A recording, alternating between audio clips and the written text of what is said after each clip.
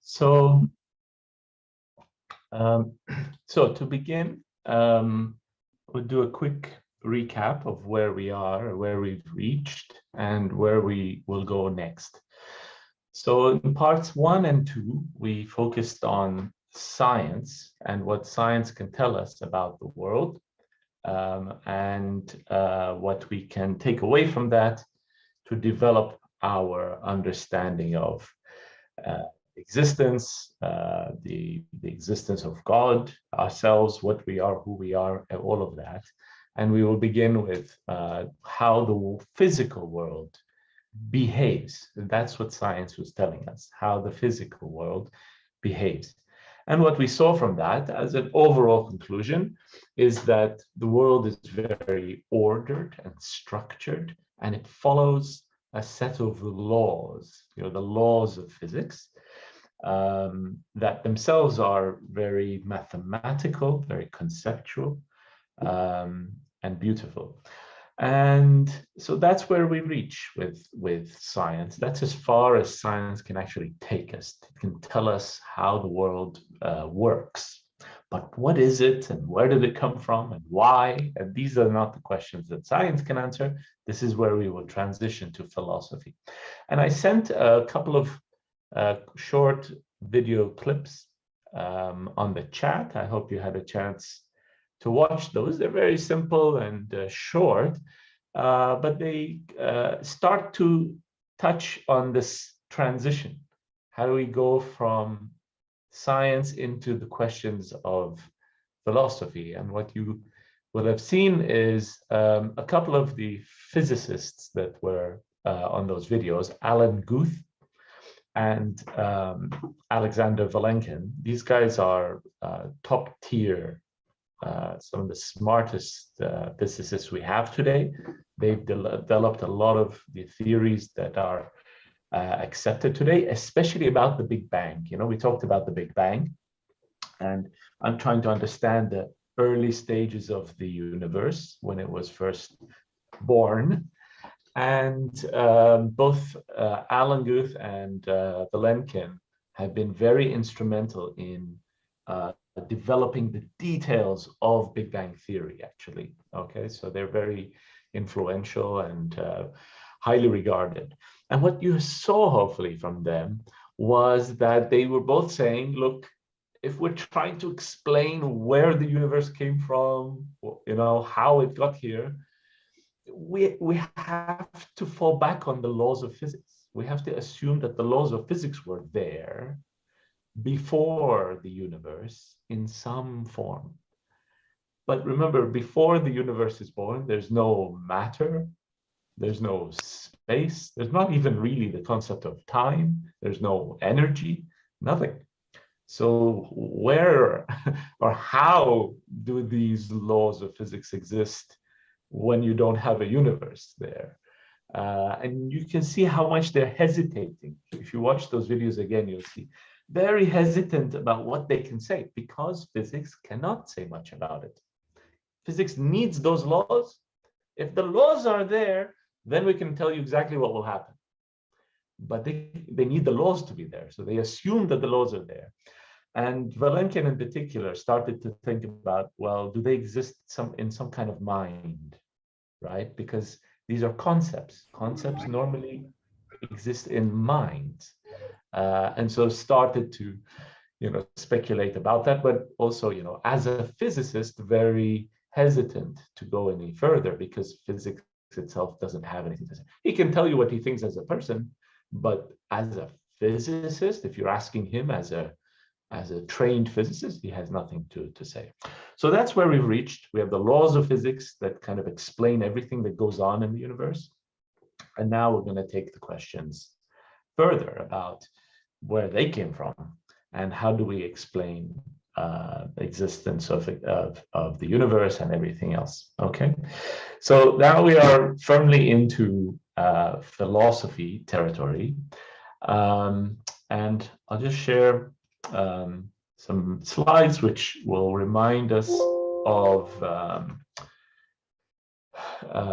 the things that we said about the role of science and philosophy. So I've just explained that, but when it comes to philosophy now, what are we going to do? We can't prove everything in philosophy. These are issues that cannot be tested in an experiment like we do in science, right? In science, in physics, we try to come up with a theory, and then we do experiments to test and see the results and see if our theory explains it or if it's wrong. And that's how we can prove things, by experimenting and seeing results. We can't do that in philosophy, right? Because these are not things that we can do experiments on. What was there before the Big Bang? How am I supposed to do an experiment of that? So you cannot really prove things. All we can do is develop a good, coherent view of the world and adopt that as our view. If we have good reasons to explain things in a particular way.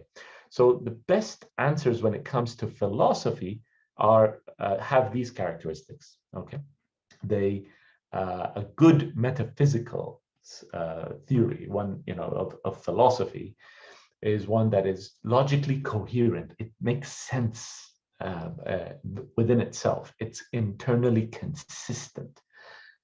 It's parsimonious. This means that it makes the minimum number of assumptions. Okay, we'll talk about this much more later. But if we come up with some theory which has all kinds of different things that we're assuming, it's much more likely that we're wrong, because there's more things that we have to, that are unnecessary, probably, to explain things. So we should keep things as simple as possible, not add any additional complexity without any good reasons for it. That's what parsimonious means, as simple as possible. Okay, that's what parsimonious means, as simple as possible. Then our theories of philosophy should be empirically adequate. They should not clash with science. Okay, they should be consistent with what we have learned from science, and they should help us to explain things and how the world looks. Okay, so that's just something we talked about before. And when we do this, one of the key things that we do in philosophy is that we have some basic rules, basic laws of good, sound reasoning, right? How to argue things in a logical way that doesn't fall apart when we examine it. Okay, and I won't go on to this table in a lot of detail, but the basic ideas are quite natural to us in terms of our thinking. Okay, they are intuitive. For example, the law of non-contradiction. Okay, for anything we say, like we make a claim of A, an argument A cannot be both true and not true at the same time in the same sense, right? Just as simple as that. It can't be true and not true exactly in the same way at the same time. It cannot be the case. That would be illogical, right? So this is the law of non-contradiction. In Arabic, we call it قانون اجتماع النقيضين, right? نقيضين, two things that contradict each other. Okay, then there's others like circular arguments, right? If you say X is true because of Y, and Y is true because of X, you haven't explained anything. This is a circular argument, and in logic, this is called dawr. Okay, dawr. It's a circular argument doesn't explain anything, so we have to avoid those. And then we have something as basic as the law of causation, right? عِلَّة ومعلول. Everything must have a cause, a reason behind it.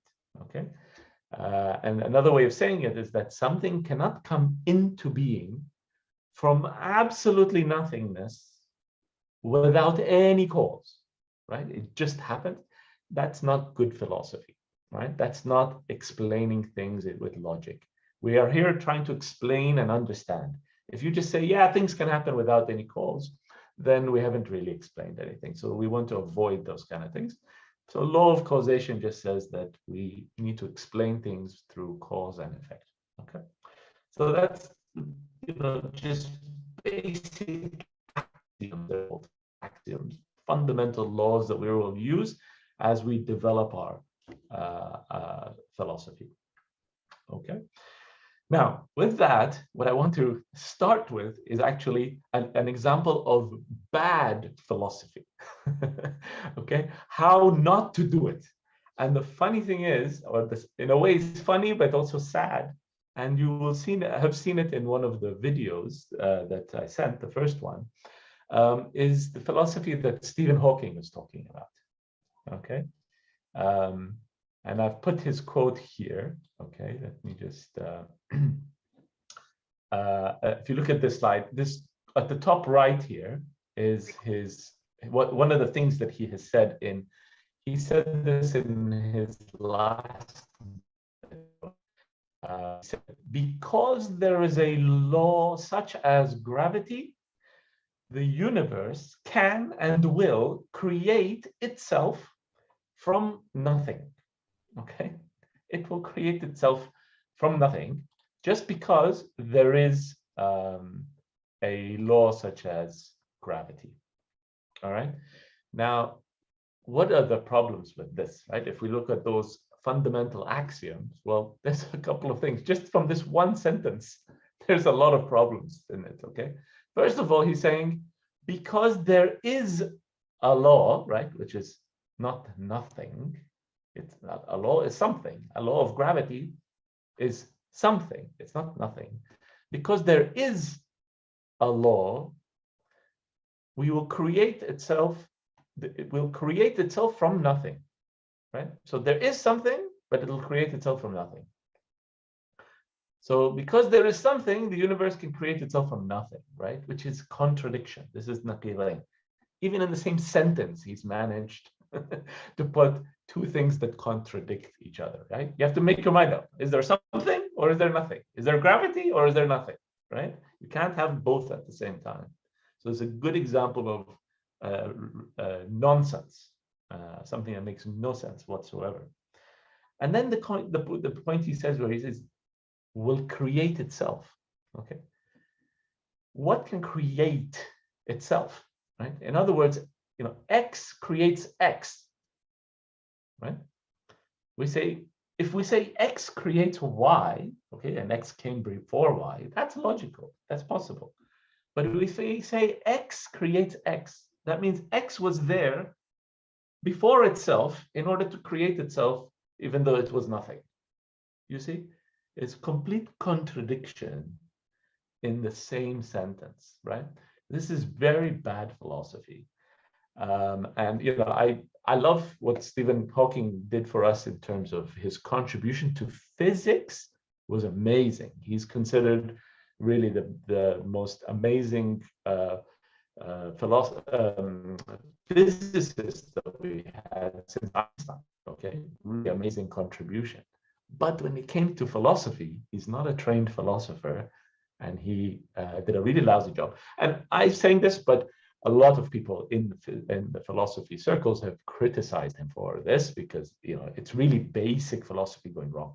And in fact, he has another quote where he says, traditionally these are questions for philosophy, but philosophy is dead. Okay, this is Stephen again. Philosophy is dead. Philosophy has not kept up with modern developments in science and particularly physics. So I think he got too carried away with physics and said philosophy is dead. And so what happens is you end up doing bad philosophy without realizing. And there's a guy called George Ellis, who is another really eminent physicist, who worked very closely with Stephen Hawking. Actually, they developed some theories together. So he's very highly regarded as well. And I love this quote from him. Okay, and this is a kind of a warning that when you want to think about these questions about where the universe came from, what is it all about, you don't necessarily listen to physicists because they don't know philosophy necessarily. This is what he says. He says, a lot of my physics colleagues are very naive about philosophy. They're doing philosophy whether they know it or not. And if you don't think about the philosophy that you are doing, you are just doing simple-minded philosophy. Okay, so it's exactly what I totally agree with him. Stephen is saying philosophy is dead, but by doing that, you end up doing, kindergarten philosophy yourself, and you make these ridiculous type of statements. So this is nonsensical philosophy. This is exactly what we should not be doing. Okay, it's always good sometimes to see a case study of what not to do, and that's how I think it's surprising to come from someone like Stephen Hawking, but this is why I've been so careful to differentiate between science and philosophy itself. Okay, can we please make sure everyone's on mute on the call? Thank you. All right, so with that then, I'm going to go through a couple of the arguments that I've seen that are most useful when you're thinking about arguing for the existence of God. Okay, and we will define these things in much more detail as we go along. But that's usually the question that is being asked: is there a God? And so I'm going to go into these arguments. There's really three classes of arguments overall, three types of arguments that have been developed over time for the existence of God. Okay, I'm only going to talk about two of them. This third one, called the ontological argument, I don't find it very useful. It's almost like a word game, that people play to kind of say, oh, there must be a God because of this definition, this whatever. It's not very useful, but I'll focus on these two. The first one in particular, okay, it's called the cosmological argument from contingency. Okay, it's a mouthful, but we'll go through it step by step. And then the other one is the design argument, which is very kind of commonly understood. I'll come to that second. But before that, we need to go through some basic terminology that we use in philosophy, that we will use these terms to build the argument. Okay, it's important to have the building blocks, just like we did in physics when we were looking at particles and waves and light and energy and matter. We need building blocks. We need to have building blocks for philosophy. So these are the key concepts that I want to talk about today. And I will be using the Arabic terms as we go through. I'll be going back and forth translating, because these have been things that have developed in Islamic philosophy really beautifully. And that's what I've been trained in and studied. And that's why I will be making use of them. You look at this stuff in Western philosophy, similar concepts are there, but it's actually, I have found that the way that it's been developed in Islamic philosophy is much more advanced, actually, and that's why I will be using these terms. But these concepts exist in Western philosophy as well, okay? So the first is the idea of contingency, okay, which is imkan, okay, translated as imkan. And then we have necessity, which is wujub. And then we have the law of causation, which I referred to earlier, and that's al-'illiyya, okay? So what are the concepts that we're going to introduce, and how are we going to develop it? The first is that we can think of all things, all entities, we can classify them into two groups. Actually, sorry, there's three groups, but I'm going to focus on two of them, okay? The first is mumkin al-wujud, okay, which is a contingent entity. The second is wajib al-wujud, which is the necessary entity. The third one, and I should have maybe put the bullet point here, is mumtani' al-wujud, something that is impossible, okay? Impossible entity, like a round square, okay? A round square is an impossible entity. That's called mumtani' al-wujud. So that's the third classification. But everything can be put into these three, right? Either it's mumkin, or it's wajib, or it's mumtani'. All right. Now, I'm going to use these terms in English as well, so please kind of familiarize yourself with both the English and the Arabic so that we can go through it and you will follow along. So an essentially contingent entity, okay? That's something that we call mumkin al-wujud bidhat, Okay, this is بالذات is what is translated here as essentially. Okay, its essence. It's something whose essence is contingent. What does this mean? This is any entity, anything that may or may not exist. Okay, just because of what it is, it could exist or it could not exist. There's no reason why it has to exist. There's no reason that it cannot exist. Okay, so a way to summarize that is that it can fail to exist. Okay, it doesn't have to be there. That's the idea of ممكن الوجود. The second is an essentially necessary entity, which is واجب الوجود بالذات. Okay, this is now any entity that cannot not exist, right? It has to exist. Due to its nature, it has to exist. Now, we will talk about what could be such an entity. You know, what kind of thing could it be? That's where we'll go to much more detail. For now, just take the concept. Something that its existence is necessary, all right? And one basic idea about this is that anything that's wajib al-wujud is not dependent on a cause external to it in order to exist, okay? It doesn't need anything from outside in order for it to exist. It exists by itself, okay? Wajib al-wujud has to exist, cannot not exist. That's the concept, okay? And I'm sure a lot of you have heard of all of these terms and this basic idea, but it's always good to refresh.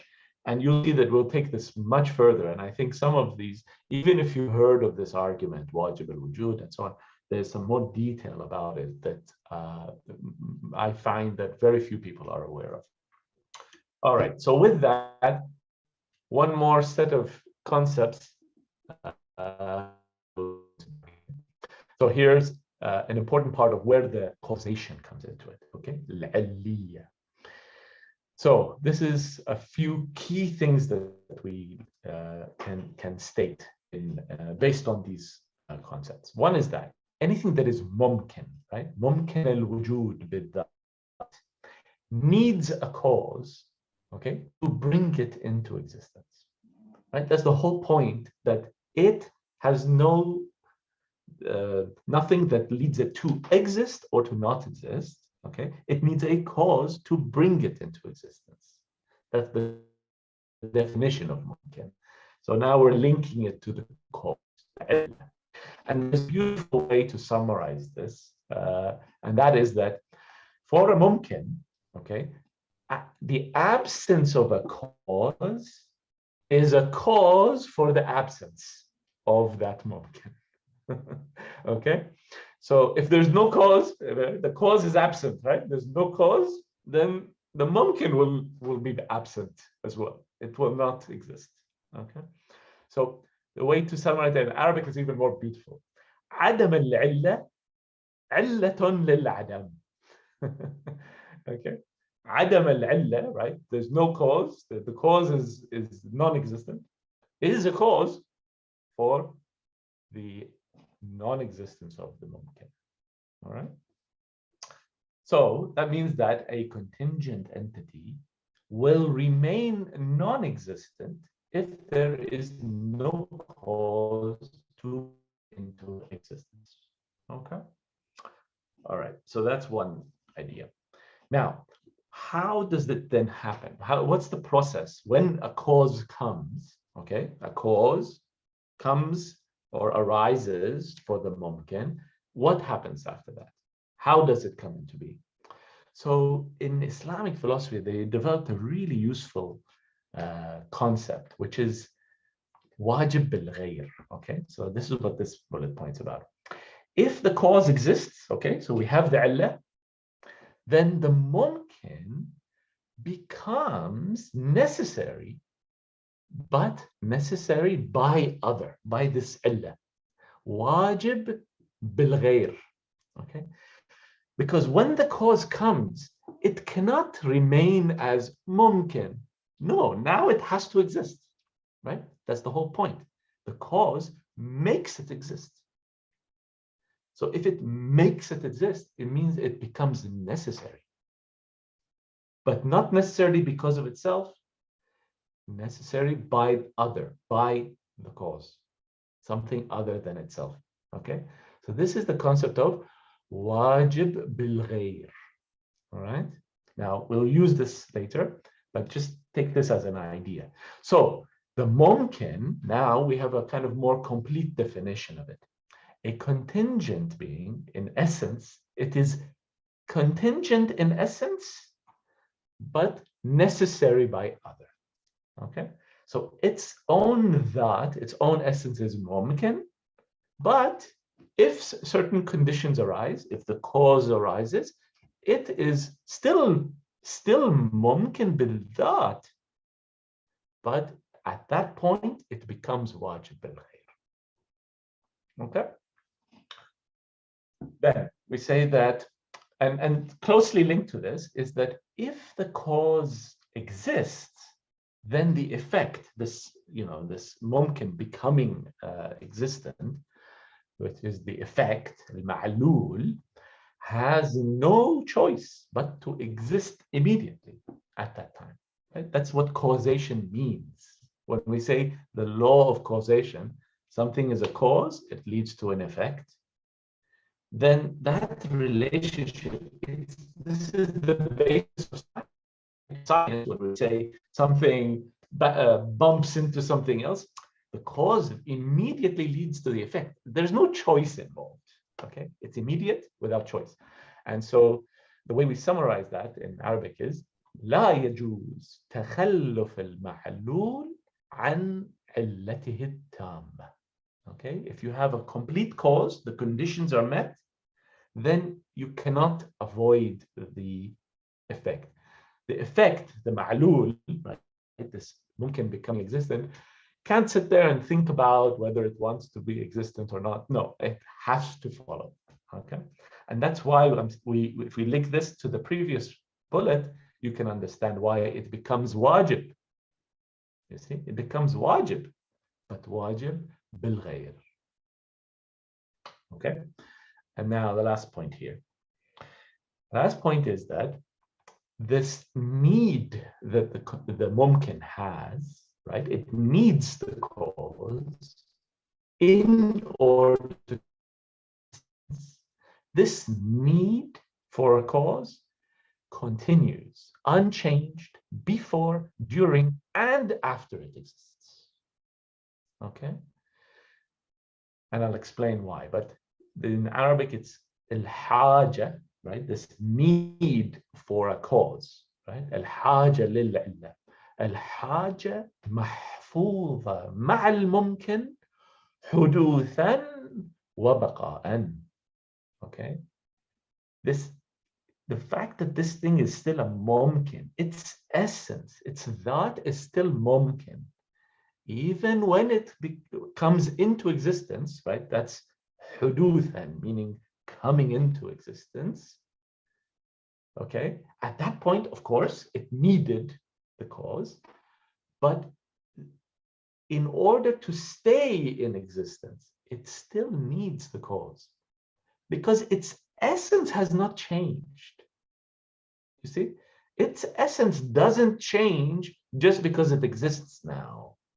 Okay, its essence remains mumkin, and so that need for a cause is with it forever.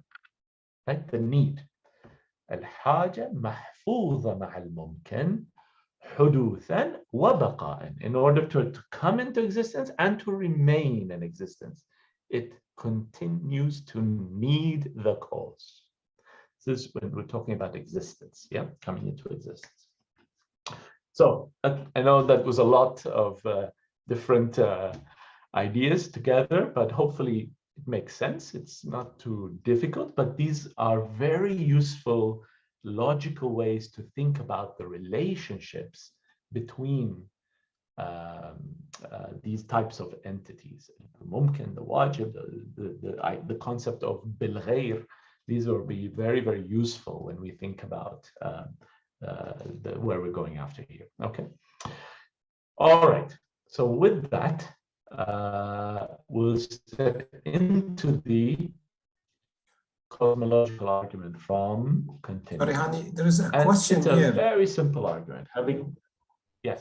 There is a question here from Murtada, and I think we have to take it before we go to the other step. Okay. Okay. So on the chat, if you want to see it, or otherwise I will read it for you.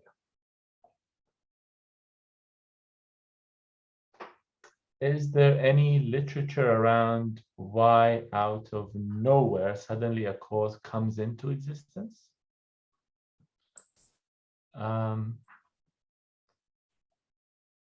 I'm not sure what the question is. Maybe Murtada, you want to okay. Yes, sure. So a cause is something which will bring something into existence, right? Like two bodies colliding with each other could be a cause for a noise, right? Or an impact. Now, why would certain things in nature happen? I mean, what brings cause into existence? I'm not sure how to explain this, but something to happen will give birth to something else. So like, there's like, did the chicken come or the egg first, right? So just to come, like, if there's an initial primary cause, what brings that into existence? I mean, I don't know if that's the right question, but how did it all begin? Kind of, that's what I'm trying to imply, but and thank you. Yes. Yeah, thank you for the answer. I understood. Yeah, I understand now. Okay, we will go into this, and it is very closely linked to the concept of the necessary entity itself. Okay, because essentially it's the necessary entity is the one that it becomes the backstop upon which everything else is going to build, including this law of causation. Right, the law of causation requires existence. Right, it has to exist. There has to be existence itself in order for it to function, right? And so the necessary being is going to be the backstop for even the concept of causation itself. That's, I think, what you're asking is not cause itself, but the concept of causation, right? Why should there be any causation to begin with? Why is there anything that makes sense effectively, right? I mean, why is there cause in the beginning? Cause is a very logical concept, right? Why should that exist, essentially, is what you're asking. We will address that when we get to the nature of the necessary entity itself, okay? Which I'm not going to actually cover today. I'm not running away from the question, I promise you. It is what we will probably talk about in the next session, depending on how much progress we make today. I'll see how it goes along, but that's where the answer will be located. Is really the underlying. There needs to be something that acts as the backstop, and that backstop is essentially going to be the necessary being. Okay, but thank you for the question. That was great. Yeah, thank you. Yeah. Okay.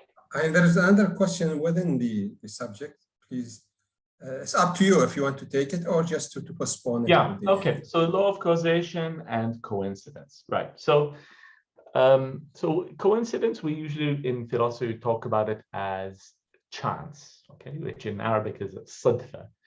And we distinguish two types of chance, okay? Two types of chance. One is called relative chance and the other is called absolute chance.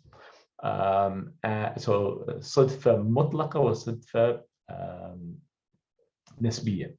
So what we say in philosophy is that absolute chance does not exist, does not make sense, which means something to happen without any cause, any reason, literally out of nothingness, right? It's very closely linked to nothingness because there's no cause, and we're saying that out of sheer nothingness, nothing can come, and so you cannot get pure chance. But coincidence, as you define it, is what we would call relative chance, and relative chance can happen. What that means is you can have a certain set of circumstances that are following their own law of cause and effect, right? So, I'm going about my day. I wake up in the morning and I realize I've run out of milk, and I decide to go to the supermarket to buy some milk. And you completely separately with your own cause and effect are thinking of preparing dinner. And so you've got your own cause and effect going on. And that leads you to go to the same supermarket, and we happen to meet at the same time. Okay, that's coincidence. There's nothing wrong with that. That's just, a set of separate circumstances overlapping with each other. But there's cause and effect in each of those happening, and then they just at a point in time they can overlap. That's okay, but it's not a case of for no reason whatsoever something just happens by chance, right? So I'm distinguishing between those two. So yes, cause and effect can happen. Coincidences can also happen, but they're happening through their separate cause and effect processes. Thank you. All right, thank you. Okay, so to continue with the actual the argument itself. So let me pull that back up again.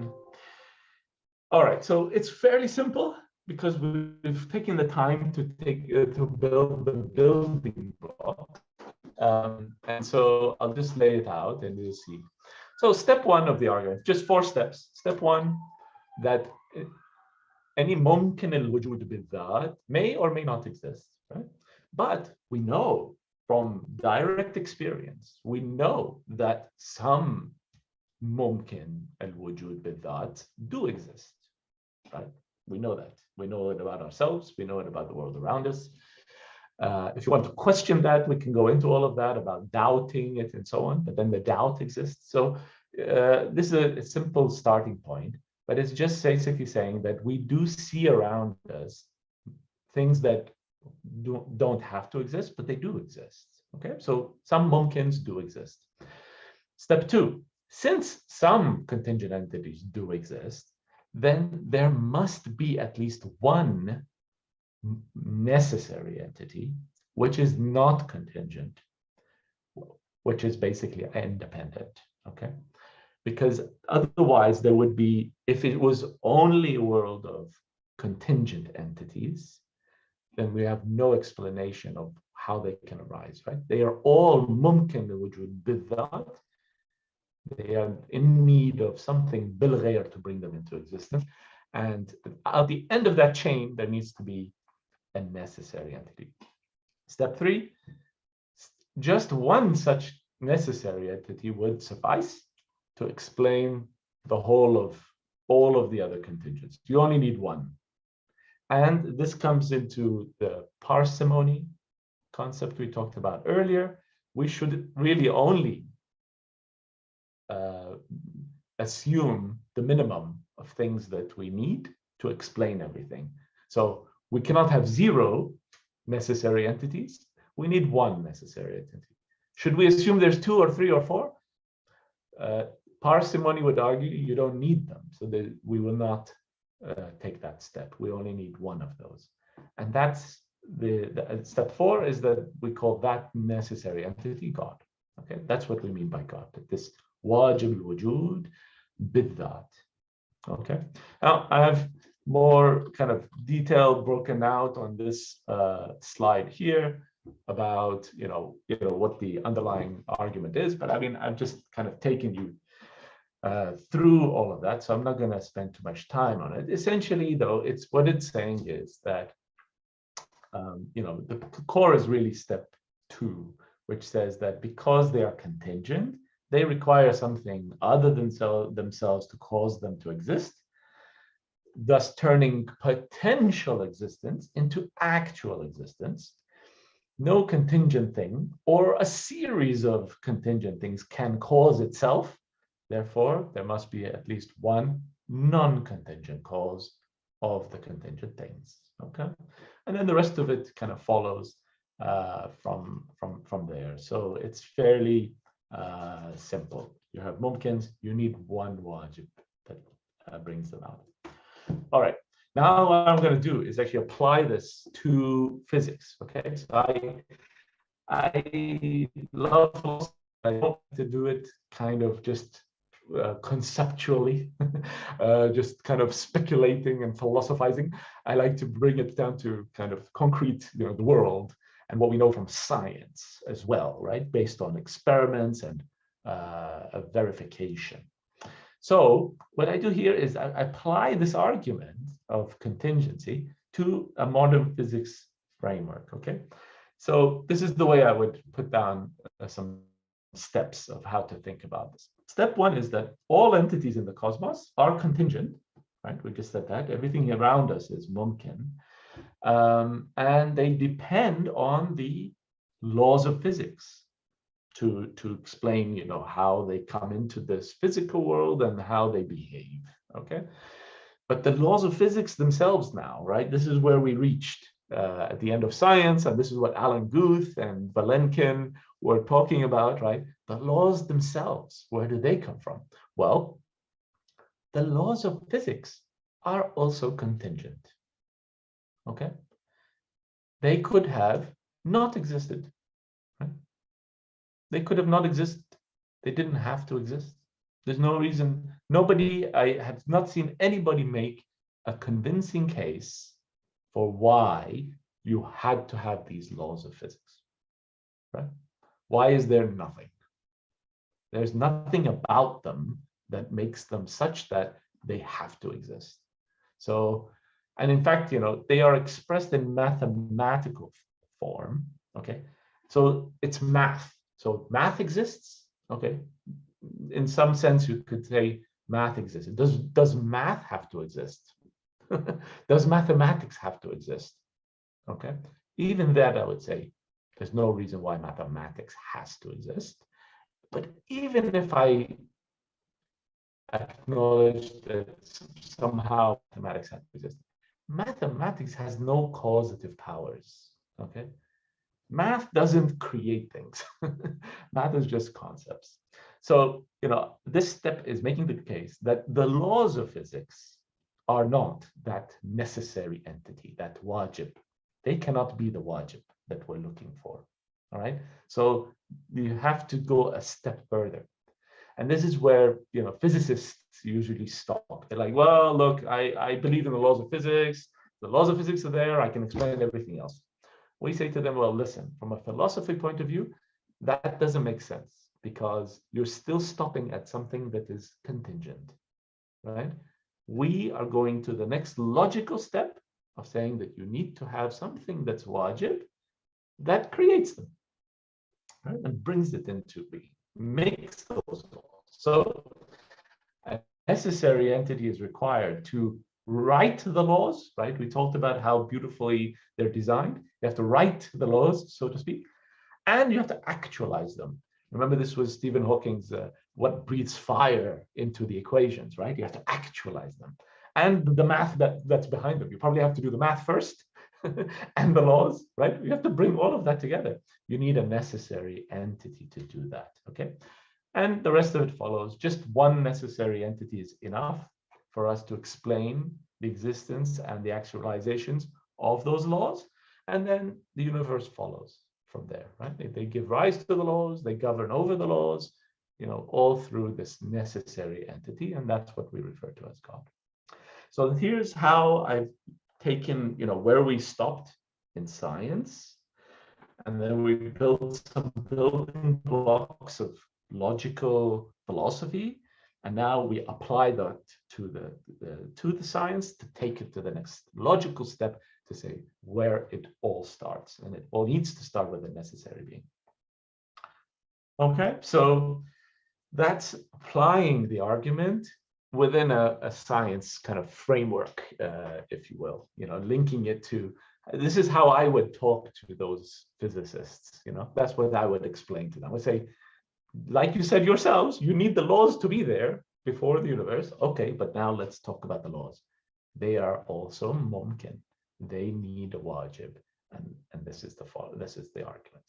Okay, it's very simple actually. Beyond that, it's not asking for much, to be honest with you. Okay, I'm going to finish with one more slide, which I really like. The way that this is laid out is really beautiful. It's one of the crown jewels of Islamic philosophy is what I'm about to share with you now. Okay, so this is now going to look at if I go back here, these laws of physics, okay, and mathematics these are concepts, right? These are ultimately, remember, we said we derive these concepts, and we can see that the laws, that the universe is following these laws, which are basically conceptual. Okay, so now the question becomes, let's lay out how you go from concept all the way to something existing. Okay, so that's the title of this slide here: from concept to existent. Okay, in actually I should have called it maybe mumkin, but mahiya is a term I should have introduced this earlier as well. In Arabic, it's basically a concept. It's anything that defines any concept, anything conceptual. It's called the mahiya. It's the answer to the question ma huwa, what is it? Whatever you answer about, whether it's physical, conceptual, whatever it is, you answer the question, what is it? That's the mahiya, that definition, that concept. Okay, so we're going from just concept all the way to something existing, mawjood. Okay, an existent, not existence, but an existent. All right, something that actually exists. So this is the flow. All right, let me take you through this. Any concept, such as the laws of physics, needs a cause to bring it into existence by that necessary entity. And here's the full process. So al-mahiyya, and this sounds beautiful when you read it in Arabic, not so much in English, but I'll kind of walk through in both. Okay, this is how it works. Al-mahiyyatu taqarrarat فأمكنت فاحتاجت فأوجبت فوجبت فأوجدت فوجدت, sorry, at the end. فوجدت at the end. Okay. It's like a formula to summarize step by step how you go from logically from a concept all the way to something existing. So here's how it works. Al-mahiyya, any concept, take any concept. Taqarrarat means you have to define it, right? You settle on what is this thing that you're conceptualizing. Identify it. What is it that you're talking about, right? Taqarrarat. Step 2, فأمكنت, because any concept like that is contingent, is only a possible thing to exist, right? So فأمكنت, it becomes contingent. Whatever that constant is, it's also contingent, okay? فأمكنت. فاحتاجت, because it's mumkin, it needs the cause, right? We talked about al-haja, right? So the mumkin, after it, you see that it's mumkin, you see that it also has need for a cause to bring it into existence, okay? The next step, فأوجبت. Okay, now this is really, see how they've gone into a lot of detail about the steps. Here, what you're saying is when something is a mumkin and it needs a cause, then it has the capability of becoming wajib, but wajib bil ghayr, right? The way that we talked about it earlier.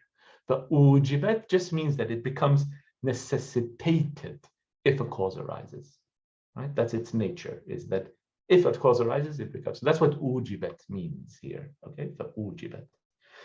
For wajabat is when the cause comes, okay? So when the cause comes, the cause arises at step 5.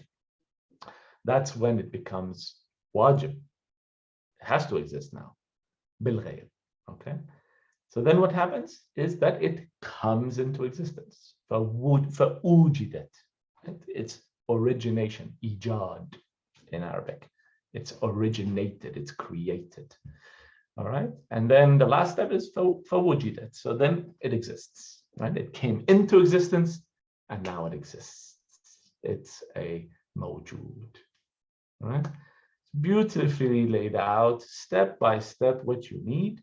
And you can see from all this that it's silly to talk about the laws of physics creating themselves, right? Back to Stephen Hawking, right? Just compare this logic compared to the idea of, oh yeah, the laws of physics created themselves, right? So this is what we should get confidence from, that this idea that we have of belief in a necessary entity that brings things into existence follows these steps. All right, I know I talked quite a bit today. There was a lot to cover. The call hopefully is recorded and people can follow up and rewatch it if parts of it were too complicated or if I went too fast, but inshallah that made sense. I'll just stop with one final comment. So far, I haven't said anything about what this necessary entity is, right? What is it? What is its characteristics? Where did it come from? All those type of questions about the necessary entity. I haven't done that at all, right? And so that's where we will go next session, inshallah. But for now, what we should do is almost like a detective, right? Like an investigation. They always say, like, there's a famous quote from Sherlock Holmes that once you eliminate all the other possibilities, then whatever you find has to be the right answer because you've eliminated all the other possibilities. So with this foundation, we have established that you need something that is wajib. Now, what is that necessary entity and what can we know about it and so on? We can come to later, but I deliberately stopped here because we're not going back unless we'll go into the discussion, but I'm not going back. I'm not going to compromise with anybody saying to me, oh, but how do we know there's some necessary beings there? No, we established this. Now we can talk about what the implications are, what is that necessary, but the need for the necessary entity is established up to here. Okay, I'll stop there. Thank you.